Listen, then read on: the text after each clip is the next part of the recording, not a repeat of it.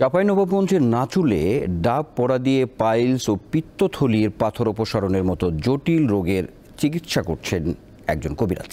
আধ্যাত্মিক ক্ষমতার দাবি করা কবিরাজ আমিন কর্মকার অল্পদিনেই বনে গেছেন কোটিপতি। চিকিৎসকরা বলছেন এমন চিকিৎসার কোনো ভিত্তি নেই, এটা অপচিকিৎসা।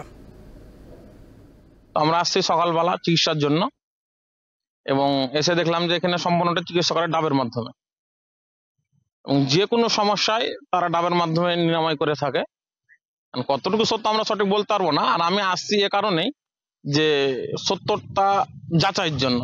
ডাবের পানি পান করিয়ে কোনো ধরনের অপারেশন ছাড়াই পিত্তথলির পাথর বের করা সহ পাইলসের মতো জটিল ও কঠিন রোগের সমাধান দিচ্ছেন চাঁপাইনবাবগঞ্জের নাচল উপজেলার ধরল দিঘিপাড়া এলাকার কবিরাজ আমিন কর্মকার।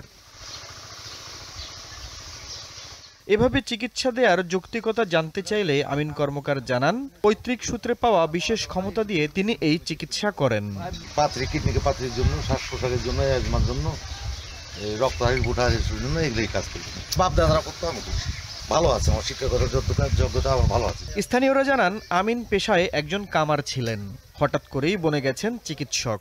ধরল দিঘিপাড়া গ্রামে সরকারি খাস জমিতে গড়ে তুলেছেন আলিশান বাড়ি, সেখানেই তার আস্তানা। নানা যানবাহনে বোঝাই করে রোগীরা ডাব নিয়ে আসেন তার কাছে। তাদের নিয়ে আসতে কাজ করে একটি চক্র।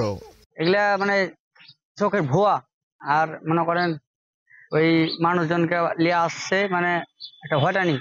আজকে তো প্রথম 8টা ডাবলে কইছে যে 5,000, 5,500 খরচা হবে, 6,000 হবে, এরকম হবে। চিকিৎসকরা জানিয়েছেন বৈজ্ঞানিকভাবে ডাব পড়া দিয়ে চিকিৎসার কোনো ভিত্তি নেই, এসবই অপচিকিৎসা। উনি ডাবের মধ্যে ফু দিয়ে বলে দিচ্ছে যে একবারে পিত্তথলির পাথর পড়ে যাবে, কিডনির পাথর পড়ে যাবে, ওকে দেখাচ্ছেও। কিন্তু পরবর্তীতে আমি দেখছি যে তাদের আলট্রাসোনোগ্রাম রিপোর্ট যে পাথরই আছে। এগুলি ভিত্তিহীন, সম্পূর্ণ ভিত্তিহীন। কবিরাজ যেটা করতে সেটা বিজ্ঞানের কোনো ভিত্তি নেই। দেশের বিভিন্ন স্থান থেকে প্রতিদিন শতাধিক রোগী কবিরাজ আমিন কর্মকারের আস্তানায় চিকিৎসার জন্য ভিড় করেন। দীপ্ত বার্তা কক্ষ।